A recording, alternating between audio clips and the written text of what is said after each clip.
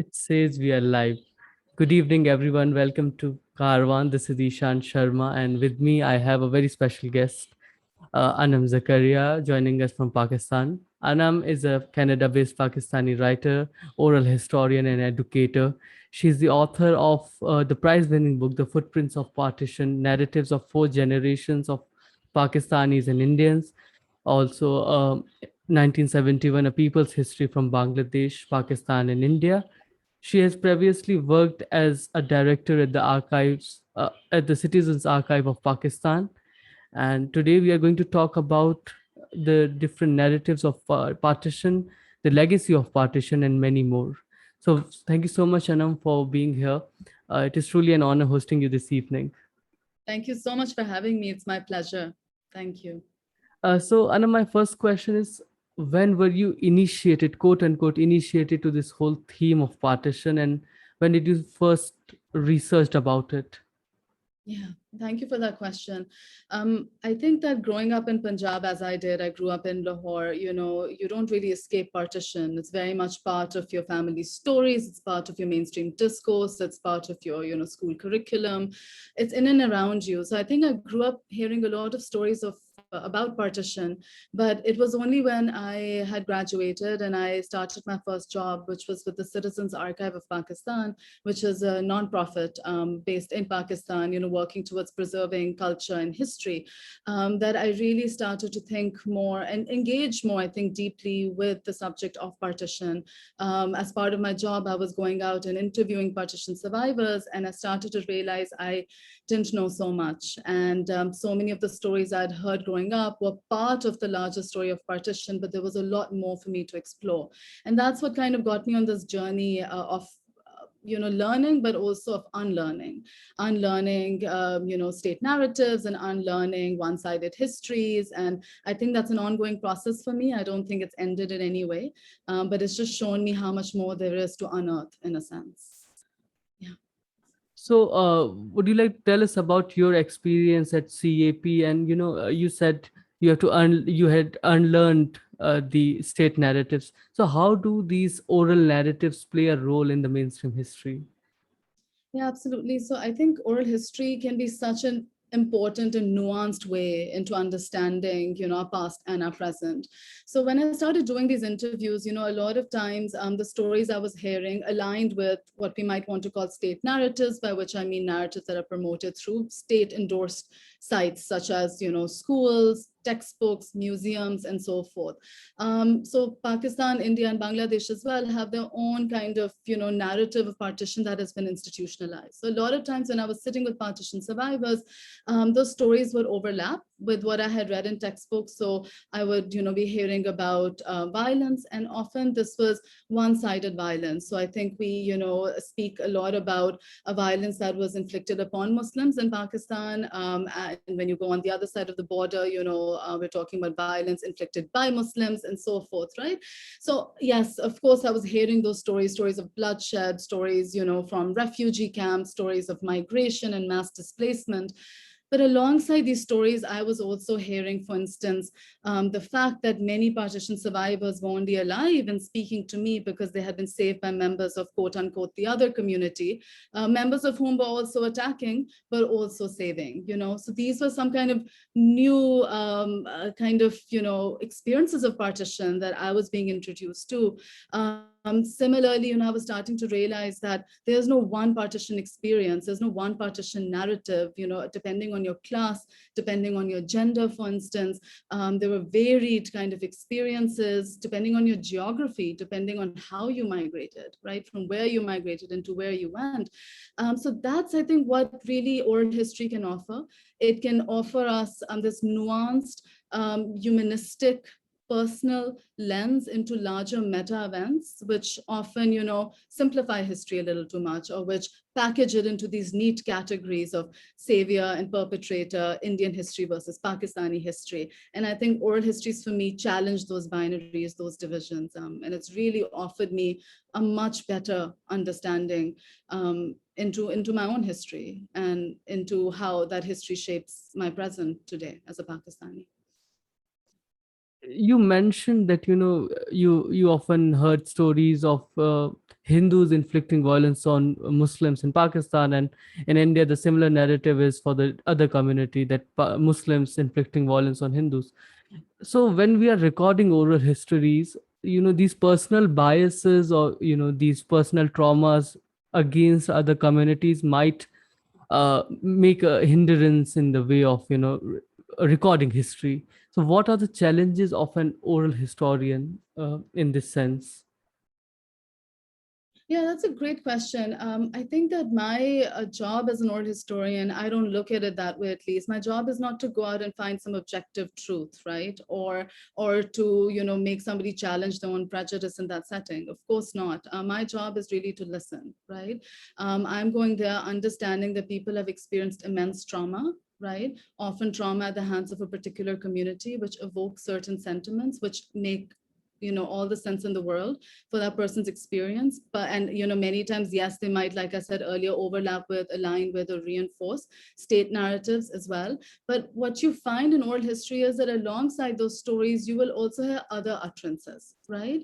They are also coming forth. So for instance, I know I've sat down with people who in one sitting will be telling me of how particular community was attacking the trains that were coming, where they were personally attacked, their family was attacked by members of a particular community.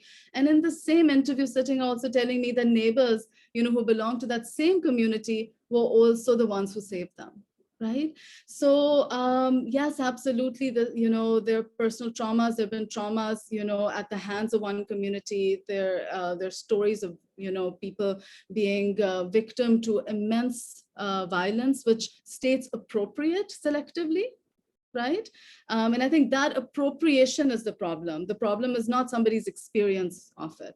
I think we need to make more room for these experiences. There are multiple experiences, the nuanced experiences. It is only when we appropriate those experiences and then we weaponize them. And that's not what is happening when you're sitting with somebody who's sharing their trauma with you. They're not weaponizing it, but often, states will then take those oral histories, or they take those selective stories, selective pain, appropriate that, and weaponize that against another community. So as an oral historian, that's not my job when I go into an interview setting, but of course there's several challenges that one faces. And I think for me, the biggest challenge is, how do I do this work ethically and sensitively, with the awareness that I get to record these stories and leave, right? But people don't. This is their life story. And it is a very intimate experience. They're opening up to you, they're sharing. It can be very traumatic, again, to talk about these memories. How do you do it in a way that is sensitive, that is careful, that does not push unnecessarily, that does not probe unnecessarily? What are those boundaries? When is it okay to step away? When is it okay to let the silence be? Those are questions that I think about a lot. When is it more important to tune into somebody's non-verbal language and what is unsayable, right, rather than what is being verbalized or what can be and is sayable? So I think those are challenges. And there's several more. I think it also depends on who you're interviewing. So as a Punjabi, when I was doing my work on partition and doing oral histories on partition, my family has a partition story as well. So in that sense, there was a certain relatability. But when I, for instance, am sitting in Bangladesh and interviewing somebody about the experience of 1971 as a Punjabi, right, that is a very different dynamic. When I'm in Kashmir, it's a very different dynamic. So how do I build that rapport? How do you build that trust, right? And how do you also make space for people's emotions and what it means for them to share a story with a Pakistani or with an Indian or with somebody, who has not experienced that trauma or who does not come from that, that hasn't had that particular history. So I think those are additional challenges depending on the setting and depending on who you are interviewing as well. Yeah. uh, as you talked about experience, I have two questions for you. First is, how was your first experience of recording an experience of partition? Secondly, in that generation of partition survivors, there was a kind of silence that they kept about the trauma that they experienced for a very long time. So did you experience that break of silence in front of you? After decades of silence, they just spoke out, they spoke their heart out. Yeah. So to your first question of how it was for me, I think many of these interviews are very difficult as an interviewee as well, because of the sheer degree of violence people have encountered, right? And it is very much present in their lives even today. So those are difficult conversations, those are difficult encounters, those stories stay with you, they shake you. And those are very charged moments. So I think that is absolutely there. And could you just repeat your second question? The breaking of the silence, right? Yeah, I think again, so this really depends family to family, person to person. A lot of times people had shared, but sometimes they had shared certain stories that had passed on to their next generations and not other stories. So if I could, for example, just speak about a personal anecdote, interviewing my grandmother, right? So when I was growing up, she would tell me the stories of her being a volunteer in a refugee camp in Lahore, and about the blood-strewn trains that would come in and the violence that she saw, the bloodshed that she saw. But when I started to write this book, I went back to her and I asked her that, you lived in Model Town in Lahore, which was a Hindu-dominated locality, and you went to school. Didn't you have any Hindu or Sikh friends? And suddenly these other stories started to come forth, which I had not heard, for over 2 decades of my life, that many people in my family had not heard. So it is also what kind of unsilencing is happening. She was speaking about partition. She was speaking about certain stories about, of partition, and understandably so, because I think when you undergo such trauma, often that is at the foreground of your memory, and these softer memories can sometimes take a back seat. But when you probe a little bit sensitively, of course, and those memories come forth, then they lead to more storytelling. So then I heard that some of her friends had actually visited after partition and brought gifts, and she had sent gifts back with them. Now these are stories that had skipped generations. This is a certain kind of unsilencing, which was so important for me personally, to understand my own family history. I know that for some partition survivors I interviewed, they had not really spoken about the trauma, and it was sometimes for them the first time they were sharing, and that was a very difficult experience for them, and it shook them in many ways as well. And that's what I meant earlier, when I have to be very, very conscious of that sensitivity and the ethics around it. So often it's not happening in one interview sitting. If possible, you want to set up multiple interview settings, so it's you're gently exploring, and that there's a follow-up after that as well. But yeah, so it really kind of varies. What kind of unsilencing have people spoken before? Sometimes these stories are widely shared within families, and other times they're not. I think another aspect though is gender over here. So there's certain stories that have been silenced, had to be silenced. And I noticed, differences when I was sitting with women as opposed to men. So oftentimes when I would ask women about their experiences of partition, they would say, why don't you ask the men in the family, ask my husband, or you should speak to my brother. They were out there, what do we know? And of course, we know that, many women were actually in the streets protesting, and the kind of violence that was inflicted on women. Women have their partition stories, but these are not necessarily stories which are, again, sayable, experiences which are sayable. So sometimes, you have to build that rapport, build that relationship, and they will unfold over time rather than a sudden kind of unbreaking happening in the first interview sitting. Yeah. Yes. Another question relating to this India-Pakistan partition is, many people did not migrate in that sense. They remained where they were. Maybe in Pakistan or in India, and some people did. Like 12 million people migrated at that time. 12 to 14 million, somewhere. So do after so much of interviewing and your research, do you find two different narratives of these two different set of people who migrated and who stayed back? Is there a difference in narratives? That is such an interesting question. I don't think I've done enough research to really be able to speak about I can only speak about this anecdotally. This is something actually that I want to look into deeper. One of the things that I did notice was that people who had migrated and who had experienced immense bloodshed at partition were also sometimes, not always, also sometimes the people who said it was their dying wish to go back and visit those homes again, or visit the graves of family members again. And sometimes the people who had stayed, for instance, like my grandmother, she was in Lahore, she stayed in Lahore.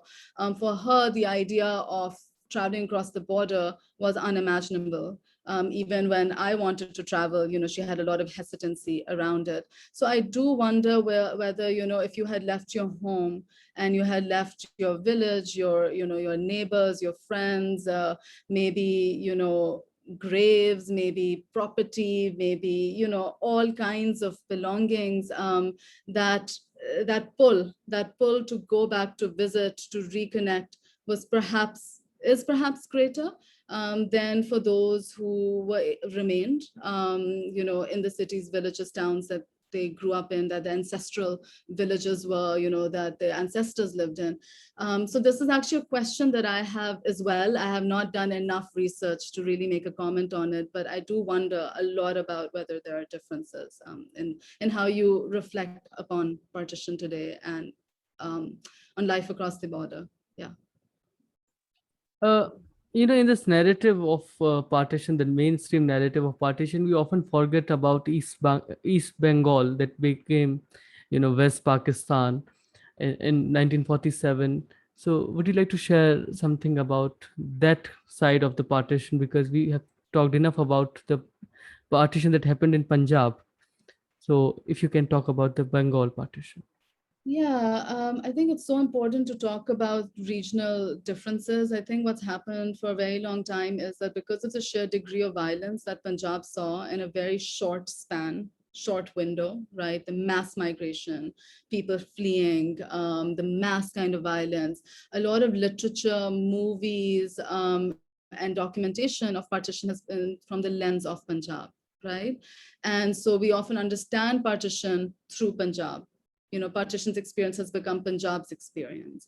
But we know that partition manifested very, very differently in different places, particularly in Bengal. Now, this is again not an area that I have done enough research on. There are many other, scholars that should be looked at. But I know, for instance, that the migration there was much more protracted, right? So it was not so sudden. It was not people leaving their homes overnight necessarily, but that, this migration is happening continuously over a long period of time. And so that pain, that violence is unfolding very, very differently, right? And it continued for years.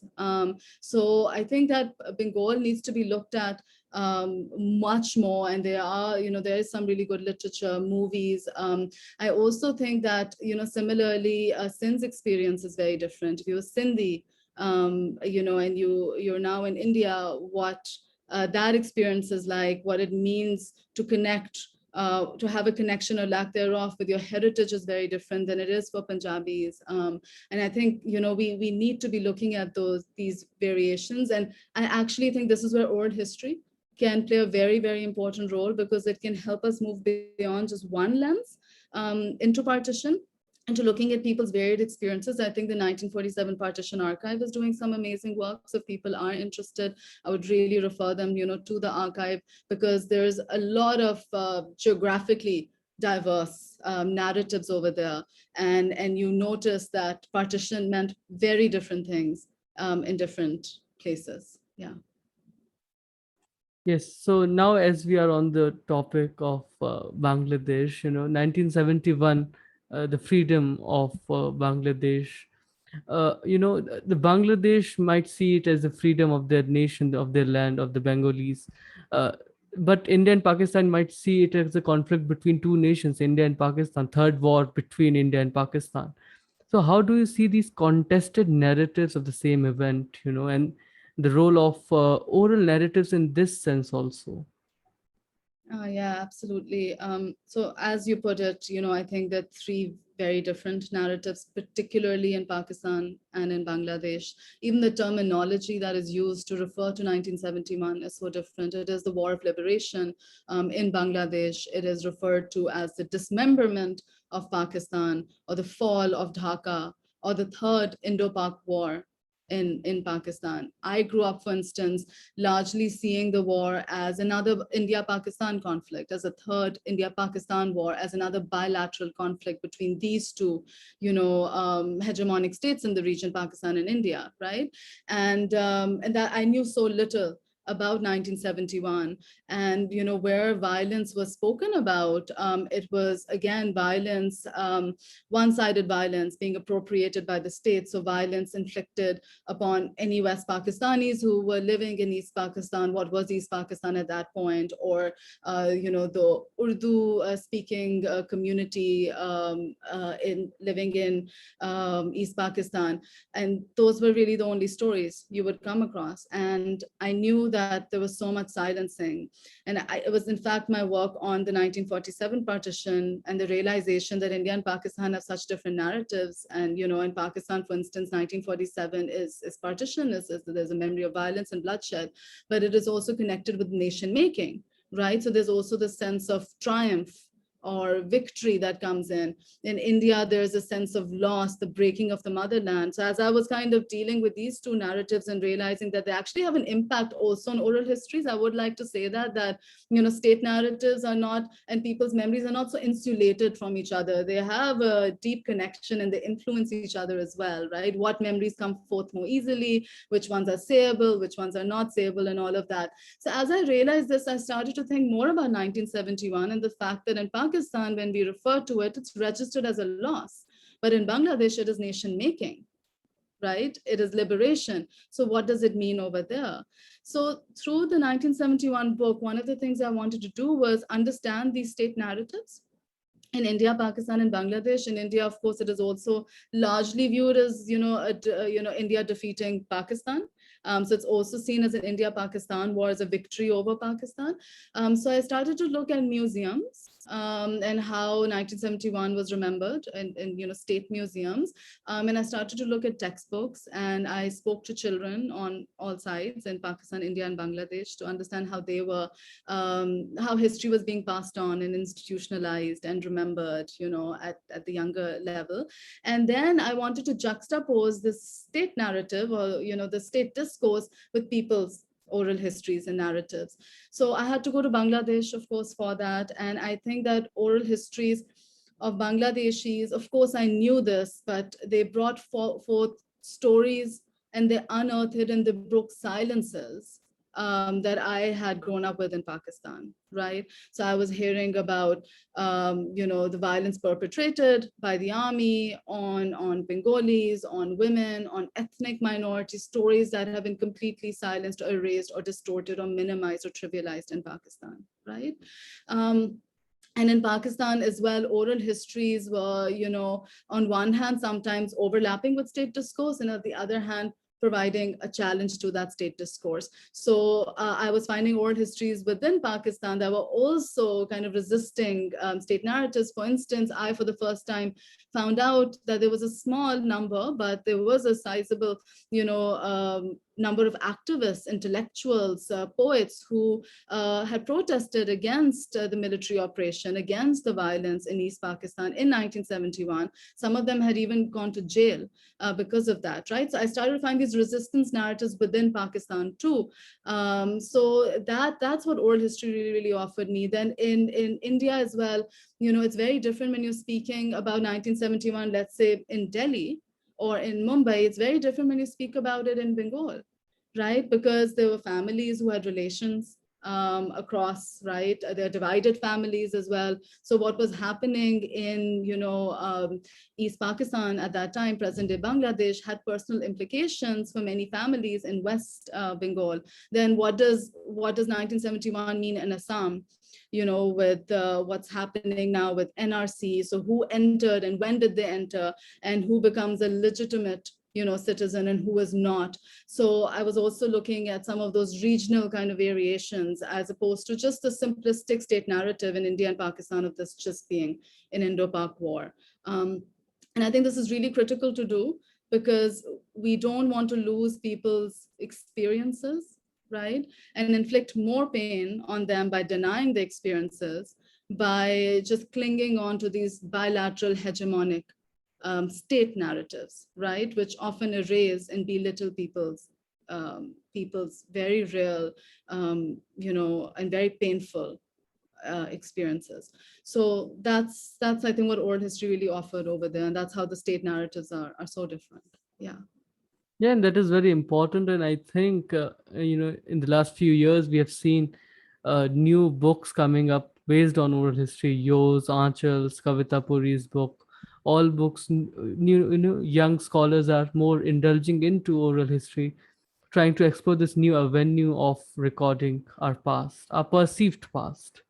Um I'll come to the question of your Kashmir experience, because you not being a Kashmiri, you have heard people, you have recorded their view. But how do you see the viewpoint of Kashmiris on the question of Kashmir, both in Azad Kashmir and in the Indian part of Kashmir? I think, Kashmiri views are loud and clear, for everybody to hear, read, listen to. I think that for me, doing this work was very, very important because as a Pakistani, we speak about Kashmir all the time. As Indians, Kashmir is spoken about all the time. But I can speak for myself at least, and I think this does apply to many others around me. I knew so little about Kashmir from the voices of Kashmiris, and that is really on me, right? Because Kashmiris have been raising their voice and bringing forth their demands and their grievances for a very, very long time, loud and clear. I think it became important as a Pakistani to go in and understand Kashmir from its lens because I had so much unlearning to do, right? What does it really mean to be Kashmiri and live in the middle of a battlefield, for instance? What does it mean, to be Kashmiri and live on the line of control where there's very, very frequent, what we call quote unquote ceasefire violations, right? Where mortars are being fired and, shells are being fired and hitting people and hitting livestock and destroying homes, destroying properties, killing people, right? What does it mean, if you're living on the line of control and you were a young child in the 1990s when the LOC was very, very active, and you grew up in and out of a bunker, right? And schools were closed for about 14, 15 years. That's your entire school life, right? What happens then?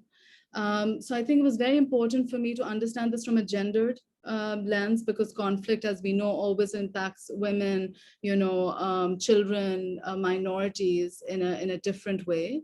And I think that one of the things that this research also offered me was, sitting with Kashmiris who had been displaced, who were living in refugee camps of sorts in Pakistan administered Kashmir, would flee their homes on the other side of the line of control. During the 1990s.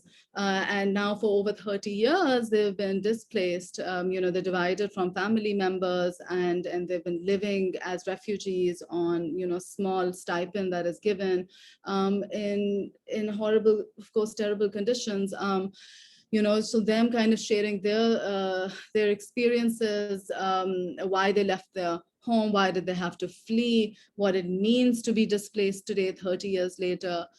So those are the kind of interviews I was able to do on ground, which was so important for me. But then I was also able to speak to, state officials. So I interviewed the then president of Azad Jammu and Kashmir. I spoke with and interviewed, military officials. So people who have been very much engaged in policy making and policy implementation in Kashmir. What does the conflict mean from that lens? And how essentially what I wanted to do was both, learn myself and as a Pakistani unlearn, the status narratives on Kashmir, the way in which, again, we look at Kashmir as a bilateral India-Pakistan conflict, right, where Kashmiri voices are too often silenced. I wanted to, to do that primarily, but I also wanted to move beyond political rhetoric on Kashmir and look at the human dimension of this conflict, which remains ongoing, of this violence, of this oppression and subjugation that remains ongoing. So that those are just a few narratives that I documented, recorded, and I thought it was very important for Pakistanis and for Indians to engage with, and for these to be Kashmiri voices that centering on Kashmiri voices, of course, and the human everyday lived experiences of war and conflict. Yeah. Yeah, and those who are listening to us, the book Between the Great Divide is available on Amazon in India. I'm not sure if it is available nearby bookstores, but if it is, please go and get the book. It is essential to read narratives on Kashmir, and also on partition. So my question, third last question of sorts, was partition inevitable? So I think that I'm cautious of never looking at history. Anything that happens, any historical moment is inevitable, because I think that in some ways prevents us from engaging more deeply with it and learning from it. Because if we say something was inevitable, even with 1971, a lot of times in Pakistan, people will say it was just inevitable. They were divided by 1,000 miles of quote unquote hostile land. Of course, this was bound to happen. And I think that's maybe too easy way out. And I think the same applies to partition. We of course know that partition wasn't the first plan, wasn't the first proposition. It didn't just happen, right? So, I would recommend reading Dr. Aisha Jalal's work. There's a lot of other work on partition. And I would refrain, at least myself, from treating it as inevitable, because I think that we need to go back and we need to engage with history more deeply to see how something like partition happened, why it happened, right?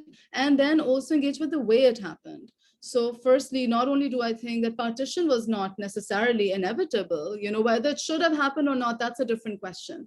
I'm talking about the inevitability of it. I don't think it was inevitable, but I also certainly don't think the violence and the ways in which partition unfolded was inevitable, right? I think we often treat the two as synonymous. We assume that partition and the violence and the displacement and the uprooting that happened are just the same.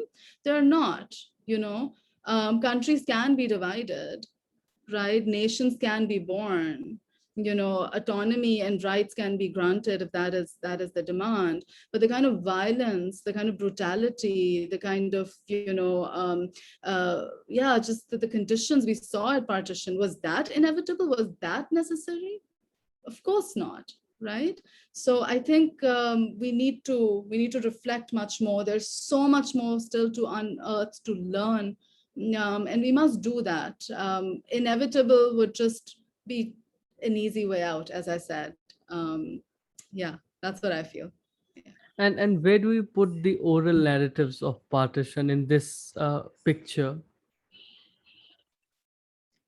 Oh, so for me, oral history is incredibly important. I give it immense priority. I know people ask often, when I talk about doing oral histories, they'll ask questions about reliability and, subjectivity. I firstly believe that history is always written from a particular vantage point. So I have questions about objectivity, and anything that claims objectivity, especially, state narratives, state textbooks, right? And so I think for me, oral histories have offered the most kind of, again, like I've been using this word a lot, but really nuanced, right? Non-simplistic, non-linear, non-packaged, non-appropriated versions of history. So I think that if you want to understand not only why did partition happen, but also how did it happen, and then what implications did it have for people across different, caste, class, gender, geography, et cetera, right? Then we need to go to oral histories, because it is really those experiences that will offer us those different, uh, they are the ones, these are the narratives that can fill the gaps, let me put it that way. And they're essential, and I don't see them as replacing another type of history. I don't see them as just supplementing that history. I see them as as important and as any other form of history. And I think we need to engage with, as like we need to engage with archival data, we need to engage with oral histories, we need to engage with other forms of literature and art and poetry, and all of this together gives us a much more holistic picture. It is not about choosing one or the other. But for me, oral histories have immense priority. Yes, and it is more than ever because the generation that witnessed partition is in their 80s and 90s now, and memory fades with age. So it is important to record those memories. The memory fades with age, and because my work is intergenerational, so I was mentioning I work with school children. I did that especially so for the partition book, and my work with the Citizens Archive. I was running the Exchange for Change program between India and Pakistan, young children, and that's really what pushed me to write this book, because I realized that I had my prejudices growing up, and that younger generations, not everybody, of course, I don't want to generalize, but younger generations are left with even a more myopic history than me. And as we get further and further away from 1947, the more jingoistic and hardline our understanding of the past is becoming, right? Those stories are often not being shared, they're not being passed on. And we are still very fortunate. We still have partition survivors in and around us, right? As walking, talking sources of history. I worry very much about what happens when we lose them, and we lose those nuances, we lose those experiences. What are we going to be left with? Filtered, butchered, distorted, selective, one-sided half-truths and full lies, to use Dr. Ravina Sehgal's term. Yeah. Yes, that's an important point to highlight in this conversation. Uh, Before my final question, I come back to the oral narratives. Many of that generation supported the idea of Pakistan at that time during the 40s and 42, 43. After the Lahore resolution, and they followed Jinnah, and whatever he said. Jinnah was a charismatic leader, and especially in Punjab and other regions.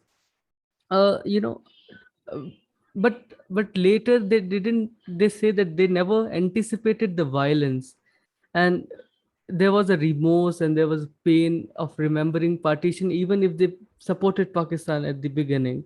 You know, do you have you experienced such stories of regrets in Pakistan and India? And I think what you're saying is very true, because, and that's why I think the two need to be separated, right? So you can support Pakistan, you can be a staunch Muslim leaguer, you can be a staunch supporter of the Pakistan movement. That does not mean you endorse the violence of partition, of course not, right? That does not mean that if you've had to leave your home and everything, as you knew your life as you knew it, right? You're supposed to rejoice that. And I think that's what states do when they define loyalty and patriotism, right? I don't think it makes anybody unpatriotic to have longing, or to express immense regret about the bloodshed, or about the leaving their homes, leaving their neighbors. That nostalgia doesn't make you unpatriotic.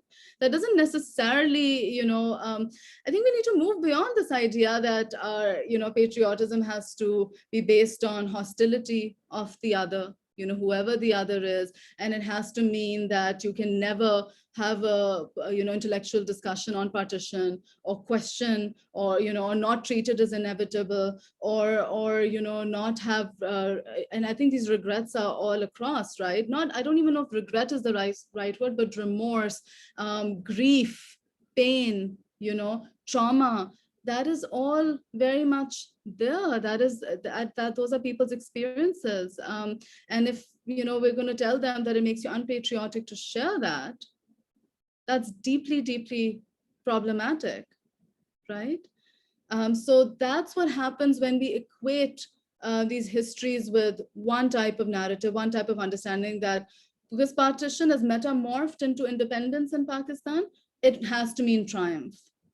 okay, you can be very, patriotic and also celebratory about Pakistan's nation making, and at the same time, you know, um, talk about the bloodshed and experience those difficult emotions as well. And that is the reality for most people. People can't package their emotions into these neat categories that states can, right? So I spoke to many partition survivors. I remember one in particular, and I've written about him in my book, who was a young man at the time of partition, staunch Muslim League, supported the Pakistan movement. His entire family decided to stay in India. In fact, they supported the Congress, but he supported the Pakistan movement and he moved. Right. And I interviewed in Pakistan, by any definition, I don't like using these terms, but by any definition would be a very firm believer, patriotic, all of that. But at the same time, he talked about the difficulties when his parents died and the difficulties of getting to the funeral, of what it means to be divided from them today. I think what people expected partition to be is very different from how it manifested and how we imagine it today. Borders were not meant to be this hostile or divisive, right?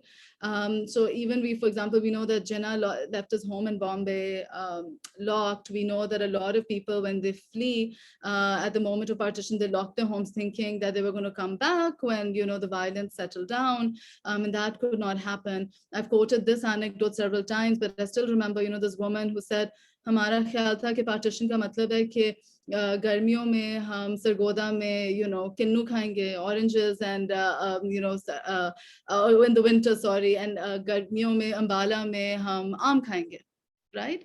So now you can, from today's vantage point, we can say, oh, that's a very naive thought, right? But that's not necessarily so, because after partition, for several years, people actually kept crossing over, right? And things really changed after the 1965 war. So, it's the way we imagine partition today, the way that partition survivors necessarily imagined it. No, I don't think so. So I think the two can very much coexist. I think that is true for most histories. That's also true with 1971, where you can, it's liberation. And at the same time, there was so much bloodshed and violence. And how can we expect people to just never speak about that, or just to forget that, or just to hold on to one narrative or to one kind of sentiment? Why can't the two coexist? Humans are complex beings. We have the capacity to feel both. Yeah, and that's what, again, oral histories offer. Yeah. Yes, between the great divide of emotions. Yes. Mhm. The final question is the title of this session. What are the footprints of partition and legacy of partition according to you? That's a difficult question. And I feel very bad, because at the end of my talks, usually people ask me if there's any word of hope. And I feel like I always end on a very pessimistic note, but that's because I'm worried, not because I want to be pessimistic, right? I think the legacy of partition is that the identities that started to get crystallized, of course, way before partition with colonization, right? The way in which they got heightened, that crystallization got heightened at partition, we're only seeing that further intensify, right? So I think that partition, for me, I've said this many times, is not a static event that we can leave behind, right? It is not something that happened in 1947. I think that it is ongoing. I think it keeps unfolding. So we talked a little bit about how in Bengal, the migration was so protracted. We've talked a little bit about divided families and, how they continue to be partitioned, right? I've spoken and interviewed, for instance, a Pakistani sister and an Indian sister. What does partition mean for them? What do, visa restrictions and border restrictions and travel restrictions mean for them? That's also the legacy, the institutionalization of partition in terms of paperwork, passports, all of that, right? But I also think that part of the legacy of partition is an otherization, right, which continues. So how we dehumanize particular communities within India and Pakistan, right? And then those across the border, right? How we villainize. And I think one of the legacies of partition is also the ways in which religion and national identity have become synonymous, right? To be a Pakistani is assumed to be a Muslim and a particular type of Muslim. So then what happens to religious minorities? Why is it that Pakistani Hindus are often referred to as Indians, right? Why is it that Muslims in India are told to go back, right? Why is it that minorities on both sides, the loyalty and patriotism is being questioned? So how are we otherizing? How are we questioning people's citizenship, people's loyalty, people's patriotism, people's right of belonging, right? Based on what we think are narrow definitions of what it means to be a true citizen. And I see all of these as ongoing manifestations and legacies of partition, which is very worrying for me when I speak with school children. And again, not all of them, of course, I think different family stories, histories, exposure, all of those things can make a huge difference. Internet makes a huge difference. Conversations like this, technology and what, that's made possible can shift things fundamentally. But the kind of, notions that children hold and where they learn those notions from, because, most Pakistanis and Indians don't meet each other, right? Especially in the younger generations. It's so hard. It's so hard to cross borders. You often meet in a third country, but you need certain privilege to get there. So you have certain social classes have that experience, but not necessarily everybody. So then what do you hold on to? Because you're always thinking about each other, because we're always defining ourselves in opposition to the other, right? So then what is your notion of self and what is your notion of the other? And how does media and how do state textbooks and so forth fuel that prejudice? Those are the ongoing legacies that I'm frightened, honestly, about. Yeah, I'm sorry to end on that note, but Not at all. I think those are very valid worries. I think that we should all think about after this conversation. And thank you so much, Anam, for taking out time. You just came from from Canada to Pakistan, and you gave this interview. Thank you so much. Truly an honor. And you discussed some of the most important issues, I think, which our audience will think upon now. And as I said, the books are available on Amazon and other platforms and bookstores. So please do get the books. You were saying something, and I'm sorry. I just wanted to thank you for these very thought-provoking questions, and I think it's a wonderful platform. And thank you for making these kind of conversations possible. I think we need more of them, and I think that's again one thing that is still possible during the pandemic, and it's still possible despite all the other kind of restrictions on people-to-people movement. So thank you for doing this, and thank you so much for having me. Thank you so much, Anam, and we look forward to having you again. Truly honor, truly an honor for for this conversation. So we'll end the live here. Thank you so much, everybody, for joining in. The video will be available on YouTube as well. So do share, subscribe, and like. Thank you so much.